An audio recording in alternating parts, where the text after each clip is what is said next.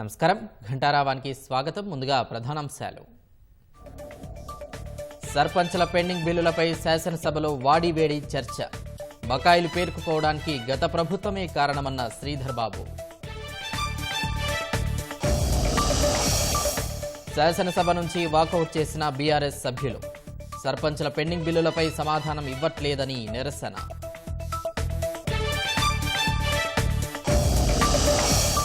కొత్త రేషన్ కార్డుల జారీకి కేబినెట్ సబ్ కమిటీ వేశామన్న ఉత్తమ్. సంక్రాంతి తర్వాత అందజేస్తామని మండలిలో ప్రకటన.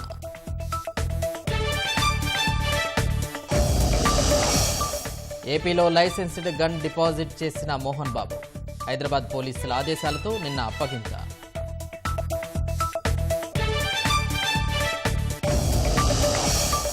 చెన్నై చేరుకున్న ప్రపంచ చెస్ ఛాంపియన్ గుకేష్. విమానాశ్రయం వద్ద ఘన స్వాగతం పలికిన అభిమానులు.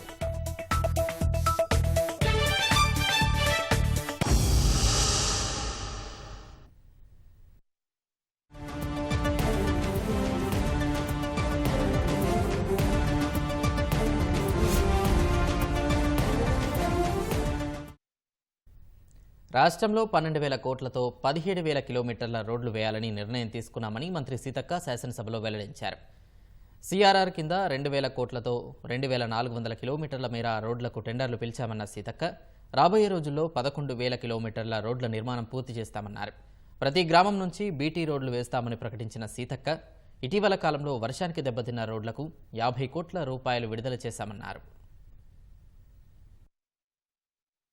లేనటువంటి గ్రామాల పరిస్థితి ఎట్లా ఉంటుంది, అభివృద్ధి ఎంత వెనుకబడేయబడుతుంది అనడానికి నేను పుట్టినటువంటి ఆదివాసీ గూడాలు, పల్లెలు, తండలు, మామూలుగా అటవీ ప్రాంతాల పరిస్థితి మాకు తెలుసు. ములుగు కానీ, నేను ఇన్ఛార్జిగా ఉన్నటువంటి ఆదిలాబాద్ కానీ, నేను నిరంతరం పర్యటన చేస్తున్నటువంటి అచ్చంపేట కానీ, కాబట్టి అలాంటి గ్రామాలకు ఖచ్చితంగా రోడ్లు వేయాలన్నటువంటి లక్ష్యంతో ఈరోజు సీఎం రేవంత్ రెడ్డి గారు మరి ఒక ప్రత్యేకమైనటువంటి నిర్ణయం తీసుకొని రాబోయేటువంటి 4 సంవత్సరాలలో 12,000 కోట్లతోటి 17,000 కిలోమీటర్ల వరకు రోడ్లు నిర్మించాలని కూడా నిర్ణయించుకోవడం జరిగింది సార్.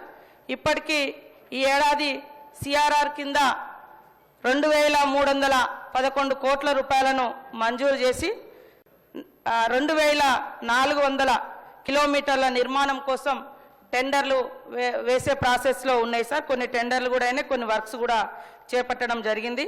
అదేవిధంగా తొందరలోనే 1,200 కిలోమీటర్లకు సంబంధించినటువంటి కొత్త రోడ్లను కూడా చేయడానికి ప్రతిపాదనలు కూడా సిద్ధం చేసుకున్నాం సార్. ప్రతి గ్రామం నుంచి, గ్రామ పంచాయతీ నుంచి బీటీ రోడ్లు వేయడం కూడా జరుగుతుంది. లాస్ట్ మంత్లో సీసీ రోడ్ల కోసం కూడా 324 కోట్ల రూపాయలను ఇవ్వడం జరిగింది. గత మార్చి నెలలో 600 కోట్ల రూపాయలను కూడా సీసీ రోడ్ల కోసం ఇవ్వడం జరిగింది. ఎంఆర్ఆర్ కింద కూడా 1,150 కోట్లను తొందరలోనే మంజూరు చేస్తాం సార్. మొన్న వర్షాలకు దెబ్బతిన్నటువంటి రోడ్ల కోసం కూడా 50 కోట్లను రిలీజ్ చేయడం జరిగింది. కాబట్టి తొందరలోనే ఆ రోడ్లను నిర్మాణం చేపడతాం. ముఖ్యంగా వైల్డ్ లైఫ్ ఏరియా, ఇది ట్రైబల్ ప్రాంతాలన్నీ కూడా మేమందరం రెగ్యులర్గా ఫేస్ చేస్తున్నటువంటి ఇష్యూ. ఇక్కడ నుంచి ఒక ప్రత్యేకమైనటువంటి అధికారిని పెట్టి వీటికి కూడా సకాలంలో ఈ చెంచు పెంటలకు కూడా పర్మిషన్ వచ్చి రోడ్లు వేసే విధంగా కృషి చేస్తామని తెలియజేస్తూ, ఖచ్చితంగా రాబోయే కాలంలో అన్ని రోడ్లకు ప్రతి జీపీ నుండి మండల కేంద్రానికి, ప్రతి హాఫ్ స్టేషన్ నుంచి గ్రామ పంచాయతీకి రోడ్ల నిర్మాణం చేస్తామని తెలియజేస్తా ఉన్నాం సార్. రాష్ట్రంలో కాంగ్రెస్ ప్రభుత్వం ఏర్పాటైన తర్వాత పల్లెలు, పట్టణాల ప్రగతి కుంటుపడిందని మాజీ మంత్రి హరీష్ రావు ఆరోపించారు. సర్కారుకు బడా కాంట్రాక్టర్లపై ఉన్న చిత్తశుద్ధి గ్రామ, మండల స్థాయి కాంట్రాక్టర్లపై లేదన్నారు. బిల్లులు రాక పలువురు ఆత్మహత్య చేసుకుంటున్నారని వ్యాఖ్యానించారు. గత ప్రభుత్వ పాలనలో అభివృద్ధి పదంలో దూసుకుపోయిన పల్లెలు ఇప్పుడు నేలచూపులు చూస్తున్నాయని విమర్శించారు.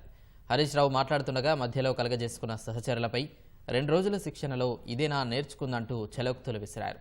సర్పంచ్ల పెండింగ్ బిల్లులపై అడిగిన ప్రశ్నకు సర్కార్ సరైన సమాధానం ఇవ్వట్లేదని నిరసనగా బీఆర్ఎస్ సభ్యులు శాసనసభ నుంచి వాకౌట్ చేశారు. బీఆర్ఎస్ పాలనలో తెలంగాణ పల్లెలు అద్భుతంగా కేసీఆర్ గారి నాయకత్వంలో తీర్చిదిద్దబడ్డాయి. పల్లె ప్రగతి, పట్టణ ప్రగతి అనే కార్యక్రమం పెట్టి ప్రతి నెల పల్లె ప్రగతి కింద గ్రామాలకు 275 కోట్లు ఇచ్చాం. పట్టణ ప్రగతి కింద 150 కోట్ల రూపాయలు ఇచ్చాం. కానీ కాంగ్రెస్ ప్రభుత్వం వచ్చిన తర్వాత ఈ ఏడాది కాలంలో పల్లె ప్రగతి పట్టణ ప్రగతి కింద ఒక్క రూపాయి కూడా గ్రామ పంచాయతీలకు ఇవ్వకుండా పోవడం వల్ల ఈ రోజు ఈ సమస్య వచ్చింది అధ్యక్ష. ఈ ప్రభుత్వం వచ్చిన తర్వాత ఎస్ఎఫ్సి నిధులు విడుదల కావట్లేదు. ఈజీఎస్ నిధులు కేంద్ర ప్రభుత్వం ఇచ్చినా డైవర్ట్ చేసినారు. 15th ఫైనాన్స్ కమిషన్ డబ్బులు కేంద్ర ప్రభుత్వం ఇస్తే డైవర్ట్ చేసినారు. జీపీ జనరల్ ఫండ్ కూడా వాళ్ళ డబ్బులు వాళ్ళు ఖర్చు పెట్టుకోవడానికి కూడా ఫైనాన్స్ నుంచి క్లియరెన్స్ ఇయ్యక చెక్కులు పాసిగాక ఇవాళ సర్పంచులు ఆత్మహత్య చేసుకునేటువంటి పరిస్థితి వచ్చింది. అప్పులు చేసి బంగారం కుదబెట్టి పనిచేస్తే ఈ బిల్లులు ఇయ్యారు అధ్యక్ష. నవంబర్ నెలలో 1200 కోట్లు బడా కాంట్రాక్టర్లకు ఇస్తారు.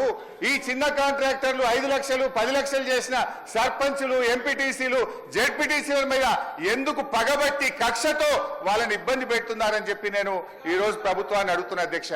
ఈ రోజు పరిస్థితి ఏమైంది?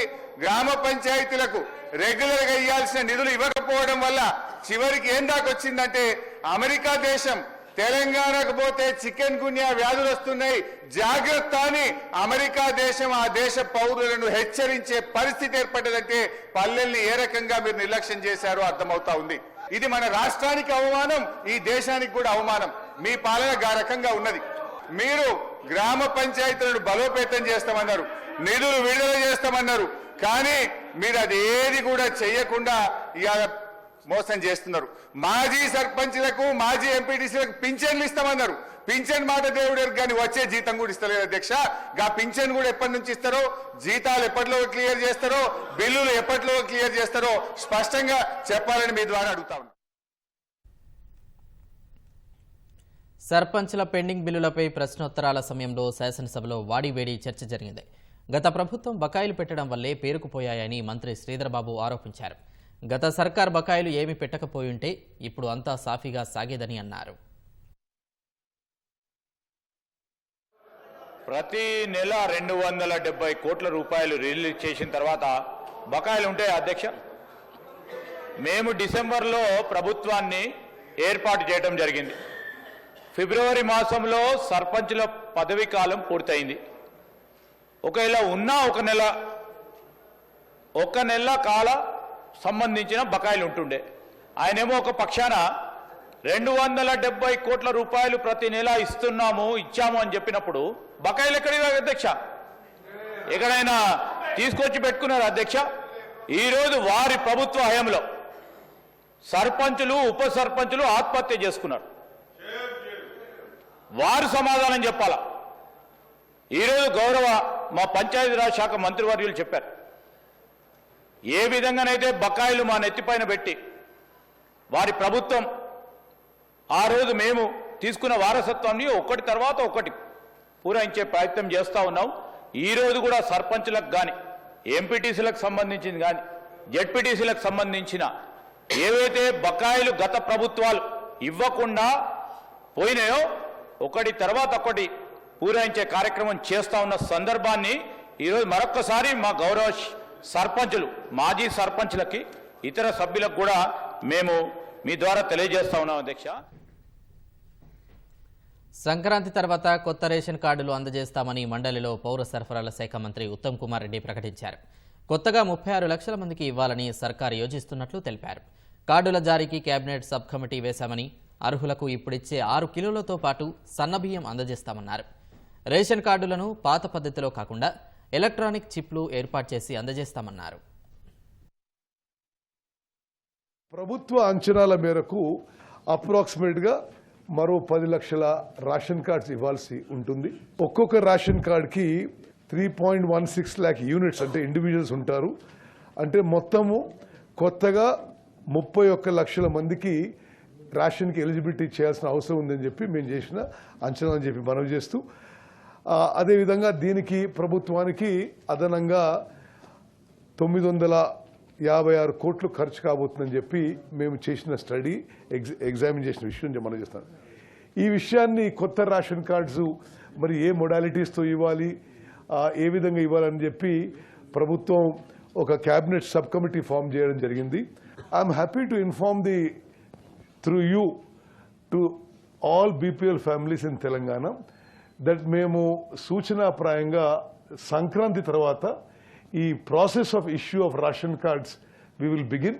ఏదైతే ఇప్పుడు ఏదైతే మన ప్రభుత్వం ఇస్తుందో 6 కిలోల బియ్యం టు ఎవ్రీ ఇండివిజువల్, మేము ఆ 6 కిలోల బియ్యం కూడా మరి సన్న బియ్యం ఇవ్వడానికి కూడా ఇన్ ప్రిన్సిపల్ డెసిషన్ తీసుకోవాలని చెప్పి తెలియజేస్తాం.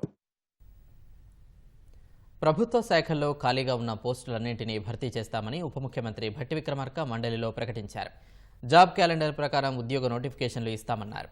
10 ఏళ్లలో గత ప్రభుత్వం ఒక్క డిఎస్సి నోటిఫికేషన్ ఇవ్వలేదని, గ్రూప్ 1 పరీక్షను నిర్వహించలేదని భట్టి విమర్శలు గుప్పించారు. గత 10 సంవత్సరాల్లో ఒక్క డిఎస్సి కూడా చేయలేదు.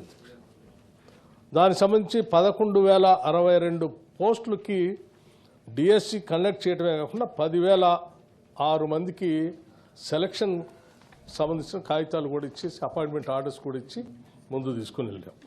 సో మా ప్రభుత్వం యొక్క లక్ష్యం ఇక్కడ ఉన్నటువంటి ఖాళీలన్నింటినీ అంచనా వేయటమే, ఇక్కడ లెక్కలు కట్టి తద్వారా పబ్లిక్ సర్వీస్ కమిషన్ పంపించి పరీక్షలు నిర్వహించడమే కాకుండా ఆ నిర్వహించేది కూడా ట్రాన్స్పరెంట్గా, ఎక్కడ ప్రశ్నాపత్రాలు లీక్ కాకుండా, ఎక్కడ మాల్ ప్రాక్టీస్ జరగకుండా చాలా ట్రాన్స్పరెంట్గా జరిగేటట్టుగా మా ప్రభుత్వం చేసుకుంటూ ముందుకు పోతా ఉంది. అందులో భాగంగా జీవన్ రెడ్డి గారు చెప్పినట్టు ఇంకా కొన్ని పోస్టులు ఖాళీగా ఉన్నాయి, వాటిని కూడా రిక్రూట్ చేయాలంటే రిక్రూట్ చేయటం కోసమే మేము జాబ్ క్యాలెండర్ ప్రకటించింది. దశల వారీగా చేసుకుంటూ పోతా ఉన్నాం. తప్పనిసరిగా ప్రభుత్వంలో ఖాళీలు ఉన్నటువంటి ఉద్యోగాలన్నిటికీ కూడా రిక్రూట్మెంట్ చేస్తాం, పూర్తి చేస్తాం.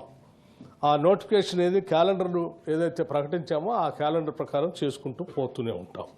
ఇక రెండో అంశానికి సంబంధించి ఉర్దూ మీడియంలో కండక్ట్ చేసే పరీక్షలకు సంబంధించి, లేకపోతే ఆ ఉర్దూ మీడియం టీచింగ్ దాంట్లో సంబంధించినటువంటి వాటికి డీరిజర్వ్ చేసి ఖాళీగా ఓపెన్ కేటగిరీలో పెడితే ఫిల్ చేయడానికి అవకాశం ఉంటుందని వారు సలహా చెప్పారు. కానీ రిజర్వేషన్ సంబంధించినటువంటి అంశాల్లో దానికి నిర్దిష్టమైనటువంటి నియమావళి ఉంది. దాని ప్రకారం తప్పనిసరిగా ముందుకు పోతాం. డీరిజర్వ్ చేయడానికి అవకాశం లేదు అధ్యక్ష. దాన్ని యథాతిథిగా కొనసాగిస్తాం. శాసన మండలిలో ఎమ్మెల్సీ బల్మూరి వెంకట్ మాట్లాడుతున్నారు. ప్రత్యక్ష ప్రసారం ద్వారా చూద్దాం. మీ ద్వారా మంత్రి గారిని రిక్వెస్ట్ చేస్తున్నాం. నవీన్ అధ్యక్ష, మాట్లాడడానికి అవకాశం ఇచ్చినందుకు ధన్యవాదాలు. ఈ గురుకులాలకు సంబంధించి మీ ద్వారా గౌరవ మంత్రి గారిని కోరడం ఏమనగా 40% గురుకులాల్లో ఈరోజు స్ట్రెంత్ తగ్గిపోతుంది. దీనికి బలమైన కారణం ఏంది అంటే బీసీల గురించి, ఎస్సీల గురించి, ఎస్టీల గురించి గవర్నమెంట్ ఇన్ని చేస్తున్నది కానీ అంటే చెప్పుకుంటున్నారు.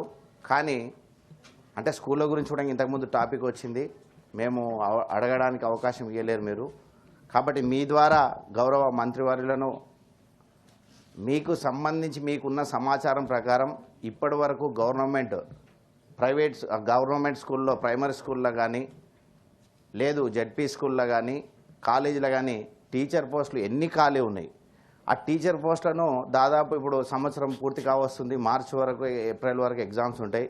మీరు ఖాళీలను భర్తీ చేయకుండా ఆ సబ్జెక్టును అసలు ఎవరు చెప్తున్నారు, ఆ సబ్జెక్టును ఎవరికి చెప్పడానికి మీరు అవకాశం ఇచ్చారు? ఎందుకంటే బీసీల మీద అంటే ఎస్సీ ఎస్టీల మీద మాకు ఎనలేని గౌరవం ఉంది. దాన్ని దృష్టిలో పెట్టుకొని మీరు విద్యను ఎంత ప్రోత్సహిస్తారు అనేది మేము మీ సభాముఖంగా మీరు ఆన్సర్ ఇస్తారని చెప్పి ఆశిస్తున్నాము. అలాగే మీరు చూస్తున్నారు, నాణ్యమైన ఫుడ్ పెడితే రోజుకు అంటే ఇప్పటికీ దగ్గర 40-50 మంది ప్రతిరోజు ప్రతి హాస్టల్లో ఎక్కడో ఒక దగ్గర అంటే అస్వస్థతకు గురవుతారు. మీరు క్వాలిటీ ఫుడ్ పెడితే ఇవి ఎందుకు జరుగుతాయి? అలాగే ముఖ్యంగా గురుకుల హాస్టల్లో చాలామంది చనిపోవడం జరుగుతుంది. దానికి బాధ్యత ఎవరు వహిస్తారు? వాళ్ళ కుటుంబాలను ఎవరు ఆదుకుంటారు? ముఖ్యంగా ఈ టీచర్ వ్యవస్థలను అంటే టీచర్ ఎమ్మెల్సీలు ఉన్నారు, అంటే ఉపాధ్యాయుల నుంచి కూడా ఉన్నారు. కానీ నేను నిన్నవడంగా ఒక టీచర్స్ దాని గురించి సభ గురించి పోయినా, నేను నిన్నవడంగా వాళ్ళకి హామీ ఇచ్చిన, వాళ్ళకి కావాల్సిన సదుపాయాలు ఇచ్చుకుంటూ గవర్నమెంట్ స్కూళ్ళలో అంటే టాయిలెట్స్ కానీ, భోజన వసతులకు రూములు కానీ ఇవి లేవు. అవి ఎప్పటివరకు భర్తీ చేస్తారు? ఎందుకంటే విద్యా వ్యవస్థకు మీరు ఎంత ప్రాధాన్యం ఇస్తారో ఇప్పటికి సంవత్సర కాలంలో మేమైతే చూస్తున్నాం. విద్యా వ్యవస్థలో రాను గవర్నమెంట్ స్కూళ్ళు తీసేయబడుతున్నాయి. మీరు దానిపైన ఏం చర్య తీసుకుంటారో ఒకసారి సభాముఖంగా తెలియజేయాలని చెప్పి ఒకసారి కోరుతున్నాం మీ ద్వారా. Honourable minister. అధ్యక్ష, వాస్తవంగా ప్రశ్న గౌరవ సభ్యురాలు అడిగినట్టుగా ప్రతి మండలంలో నవోదయ విద్యాలయాల తరహాలో కొత్త బీసీ గురుకులాలు అడిగితే లేవని చెప్పేది తప్ప బీసీ గురుకులాలు చేయమని మేము ఎప్పుడు చెప్తలేము అధ్యక్ష. తమరు కూడా మీ ఫౌండేషన్ వేసి ఉంటారు. చాలామంది ఇంటిగ్రేటెడ్ గురుకులాలు, ఒక్కొక్క గురుకుల ఈక్వల్ టు 4 గురుకులాలు ఒకే దగ్గర సమీకృతంగా చేసి అటువంటి 54 గురుకులాలు మొదటి సంవత్సరంలో శాంక్షన్ చేసుకున్నాం బిల్డింగ్లు కట్టడానికి అధ్యక్ష. 54 × 4 116 స్కూళ్లకు సంబంధించి సొంత భవనాలు. మీరు అయ్యా 216 సరే లేక నేను మ్యాథమెటిక్స్ కొద్దిగా కన్నా 216. థ్యాంక్ యూ రవీంద్రరావు గారికి. 216 స్కూళ్లకు సంబంధించి మేము ఫౌండేషన్ వేసుకున్నాం అధ్యక్ష. వాటి నిధులు కూడా కేటాయించడం 5,000 రూపాయల కోర్టు కేటాయించుకోవడం జరిగింది. ఇక వారు గౌరవ సభ్యులు అందరూ అడుగుతూ ఉన్నారు అధ్యక్ష, నేను కొంత లెక్క చెప్పడానికి అవకాశం అని చెప్పి కోరుతా ఉన్నా అధ్యక్ష. మా ప్రభుత్వం రాగానే ప్రభుత్వ పాఠశాలలకు సంబంధించి రాష్ట్రంలో ఉన్నటువంటి 25,000 పైన పాఠశాలలకు 1,100 రూపాయల కోట్ల కేటాయించి అమ్మ ఆదర్శ పాఠశాలల కింద మౌలిక సదుపాయాలు కలిగేసినాం అధ్యక్ష. టీచర్లలో అసహనం ఉంది. 10 సంవత్సరాలుగా ప్రమోషన్లు రాలే, ట్రాన్స్ఫర్లు కాలే అనేటువంటి కారణం మీద వాళ్లకు ప్రమోషన్లు ఇచ్చి ట్రాన్స్ఫర్లు చేసి ఒక పెద్ద సదస్సు నిర్వహించి టీచర్ల రిక్రూట్మెంట్ చేసినాం. డిఎస్సి ద్వారా టీచర్ల రిక్రూట్మెంట్ కూడా నిర్వహించడం జరిగింది అధ్యక్ష.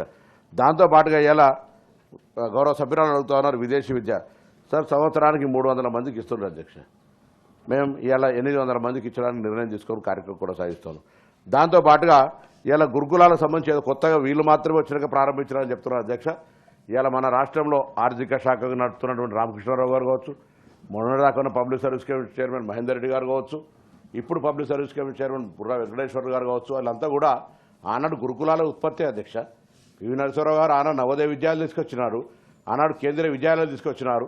ఈ విధంగా గురుకులాలు తీసుకొచ్చిన వ్యవస్థను మనం దానికి సంబంధించి ఉన్నటువంటి పాఠశాలలకు సంబంధించిన విషయంలో గురుకులాలు తీసుకొచ్చి దాని ఎవరు మేము కస్తూరి కేజీబీబీని మీరే తీసుకురాలి, మోడల్ స్కూల్ ఏం తీసుకురాలి.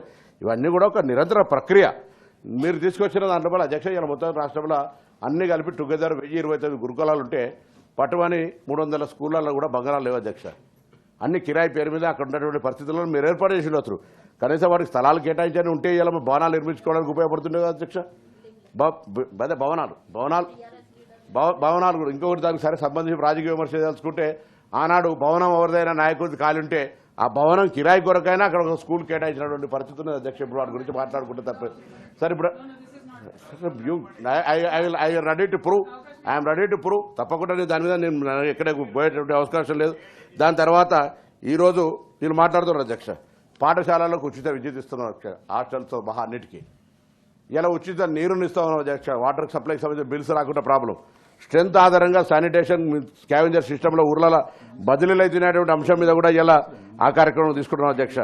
దాని తర్వాత పుస్తకాలు లేదా బట్టలు వీటన్నింటినీ కూడా ఇవ్వడంతో పాటుగా లాస్ట్ ఇయర్ సంబంధించినటువంటి ఫుడ్ పాయిజనింగ్ కేసులు 2023 దాకా 30 కేసులైన అధ్యక్ష. ఇప్పుడు బీసీకి సంబంధించిన నేను ఆయన బీసీ వెల్ఫేర్ మినిస్టర్. మీరు బీసీ వెల్ఫేర్ ఒక్కరు కూడా చనిపోయిన దాని రికార్డు కూడా మొత్తం 2023 దాకా ఎంతమంది చనిపోయారు, 2023 దాకా తర్వాత ఎంతమంది చనిపోయారు లిస్టు మీకు గౌరవ స్పీకర్ గారి దగ్గర పంపిస్తా. చనిపోయినటువంటి కారణాలకు సంబంధించి కూడా మీకు దయచేసి మీరు సభ్యులుగా మీరు తెలుసుకోవాల్సిన అవసరం ఉంది అధ్యక్ష. 2000 చెప్తా ఓకే మరి డిబేటింగ్ చేసి 2000 ప్లీజ్ ఇప్పుడు గౌరవ మంత్రి గారు మీరు సబ్జెక్ట్ పూర్తి చేయండి. బీఎస్సీలో మీరు మెంబరు, అక్కడ బీఎస్సీ వెయిటింగ్, అది కాగానే ఇక్కడ బీఎస్సీ ఉంది.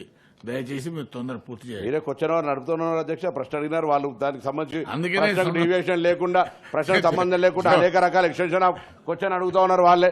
క్వశ్చన్ అవర్ అంటే మీరు పార్లమెంట్ 11 నుంచి 12 దాకా ఉంటుంది. మీరు 1:30 దాకా కూడా నడిపిన మన జవాబు చెప్పడానికి సిద్ధంగా ఉన్న ప్రభుత్వం మమ్మల్ని ఏమంటలేదు.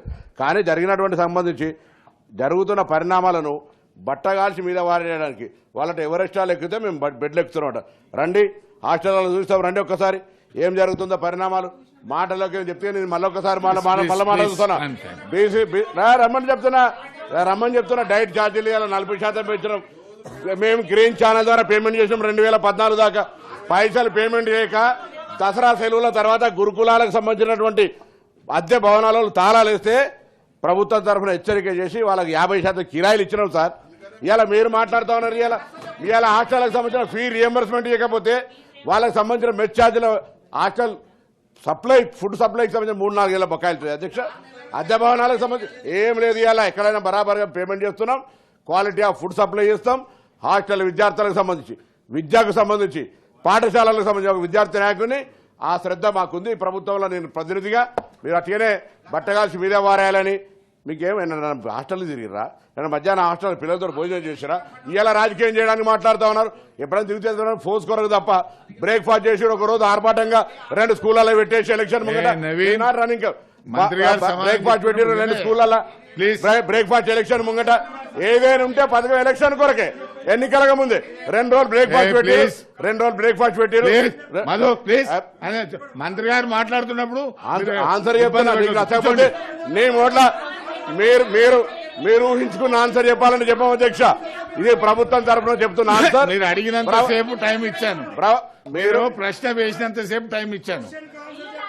చెప్తారు వచ్చారు బరాబర్ వచ్చారు చెప్తున్నా. మేము గురుకులాల్లో ఉన్నటువంటి అధ్యాపక వర్గాలను నియమించడం. ఇప్పుడు 40% తక్కువైందా? ఆనాటి సంఖ్య మీకు ఏం తెలుస్తుంది ఏం చెప్పాలి? ఇలా గురుకులాలకు సంబంధించి ఆర్భాటంగా అట్టహాసంగా ఇంతకు చెప్పినట్టుగా ఊపర్ శర్వాణి అందరు పరేషాని అయితే గత 10 సంవత్సరాల ప్రభుత్వానికి పూర్తిగా పక్కా సూట్ అవుతుంది అధ్యక్ష. ఇవాళ మీకు నచ్చకపోతే నేనేం చేస్తా? నేను ఇవాళ అడుగుతాను. నేను మళ్ళీ ఒకసారి చెప్తాను అధ్యక్ష. ఈ ప్రభుత్వం గురుకులాలకు సంబంధించి, పాఠశాలలకు సంబంధించి అన్ని రకాల చర్యలు తీసుకుంటాం అనేటువంటి విశ్వాసాన్ని సభ ద్వారా మీ అందరికి సభ్యులకు తెలియజేస్తారు. కానీ ఊరికేనే బట్టగాల్సి మీద వారేసి విమర్శలు చెప్తున్నా. జాగ్రత్త పద్ధతి ఉండాలి. మేమేదో బీసీల గురుకులాలకు సంబంధించి మాకు శ్రద్ధనే లేదన్నట్టుగా. అరే మీరు నవోదయ గురుకులాలకు సంబంధించి అడిగినారు. నవోదయ మాదిరి గురుకులాలు లేవు మా దగ్గర. ఇవారికే మీరు ఇచ్చిన ఇంటిగ్రేటెడ్ గురుకులాలకు 216 భవనాలు కడతా ఉన్నాం. వాటన్నిటిని ఒక స్పోర్ట్స్తో పాటుగా టీచింగ్ సంబంధించి ఇక వాళ్ళకి అబ్బా అంటే నేను గబ్బా అనాల్సి వస్తుంది. నాకు ఎందుకు అధ్యక్ష? నేను అంతకంటే దానికి కాబట్టి దయచేసి నేను మరొకసారి కూడా కోరుతా ఉన్నా. దాన్ని తప్పకుండా బలహీన వర్గాలకు సంబంధించిన బిడ్డగా వాటికి సంబంధించిన అన్ని రకాల జాగ్రత్తలు తీసుకుంటాం. గౌరవ సభ్యులు ఎప్పుడైనా ఏదైనా ఇబ్బంది అనిపిస్తే నా దృష్టికి తీసుకొచ్చినా కూడా నేను పట్టించుకోకపోతే దానికి స్పందించే హక్కు ఉన్నదని మాట్లాడతాను. సారీ 4090 క్వశ్చన్ నెంబర్ టెక్కలపల్లి రవీంద్రరావు గారు. లగచర్ల రైతులకు బేడీలు వేసి ప్రభుత్వం అవమానించిందంటూ నిరసన తెలియజేస్తూ శాసనసభలోకి వెళ్లేందుకు యత్నించిన బీఆర్ఎస్ ఎమ్మెల్యేలు యత్నించారు. అసెంబ్లీ ఆవరణలో ప్లకార్డులు పట్టుకుని ప్రభుత్వానికి వ్యతిరేకంగా నినదించారు. శాసనసభలోకి వెళ్లేందుకు యత్నించగా ప్రధాన ద్వారం వద్దనే బీఆర్ఎస్ ఎమ్మెల్యేలను పోలీసులు, మార్షల్ సిబ్బంది అడ్డుకుని ప్లకార్డులను తీసేసుకున్నారు. ఆ తర్వాత వాళ్లను లోనికి వెళ్లేందుకు అనుమతించారు. అంతకుముందు బీఆర్ఎస్ ఎమ్మెల్యేలు రైతులకు బేడీలు వేయడం సిగ్గు అంటూ నినాదాలు చేశారు.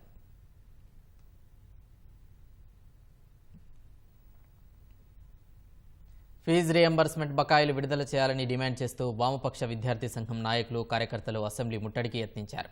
ఇందుకోసం గన్ పార్క్ వద్ద చేరుకున్న వారిని పోలీసులు అడ్డుకున్నారు. అనంతరం గోషామహల్ పోలీస్ స్టేషన్కు తరలించారు.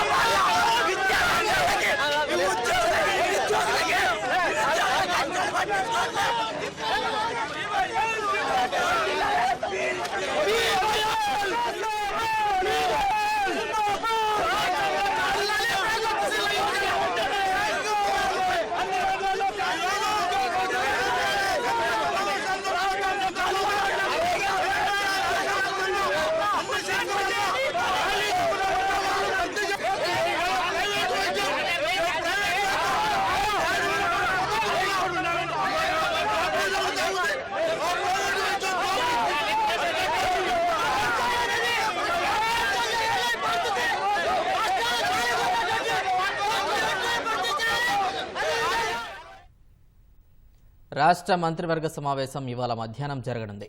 అసెంబ్లీ కమిటీ హాల్ 1లో కేబినెట్ భేటీ ఉంటుందని ప్రభుత్వం తెలిపింది. హైడ్రాకు సంబంధించి ఇప్పటికే ఆర్డినెన్స్ తెచ్చారు. ఇందుకోసం సంబంధించిన బిల్లు అసెంబ్లీలో ప్రవేశపెట్టాల్సి ఉంది. ROR చట్టం 2024 తీసుకొచ్చేందుకు ప్రభుత్వం కసరత్తు పూర్తి చేసింది. మంత్రివర్గ ఆమోదం పొందిన తర్వాత శాసనసభలో బిల్లు ప్రవేశపెట్టి ఆమోదం పొందాల్సి ఉంటుంది. ROR చట్టంపై మంత్రిమండలి చర్చించి ఆమోదం తెలిపే అవకాశం ఉంది. రైతు భరోసా విధి విధానాలపైన కేబినెట్లో చర్చించే అవకాశం ఉన్నట్లు తెలుస్తోంది. సంక్రాంతి తర్వాత రైతు భరోసా ఇస్తామని సీఎం రేవంత్ రెడ్డి ఇప్పటికే ప్రకటించారు. రైతు భరోసా విధి విధానాలపై అసెంబ్లీలోనూ చర్చించి తుది నిర్ణయం తీసుకోవాలని ప్రభుత్వం యోచిస్తున్నట్లు సమాచారం. కులగణన గణాంకాలపై అసెంబ్లీలో చర్చించే ముందు మంత్రిమండలిలో చర్చించే అవకాశం ఉన్నట్లు తెలుస్తోంది. సికింద్రాబాద్ మెట్టుగూడలో డీజిల్ ట్యాంకర్ బోల్తా పడింది. రైలు నిలయం నుంచి మెట్టుగూడ వెళ్లే మార్గంలో ఈ ప్రమాదం జరిగింది. ట్యాంకు బోల్తా పడడంతో అందులోని డీజిల్ మొత్తం నేలపాలైంది. దీంతో ఆ ప్రాంతంలో ట్రాఫిక్కు అంతరాయం ఏర్పడింది. ట్యాంకర్ను పైకి తీసేందుకు ట్రాఫిక్ పోలీసులు ప్రయత్నిస్తున్నారు. నేలపాలైన డీజిల్ కారణంగా ప్రమాదం జరగకుండా పోలీసులు చర్యలు తీసుకుంటున్నారు.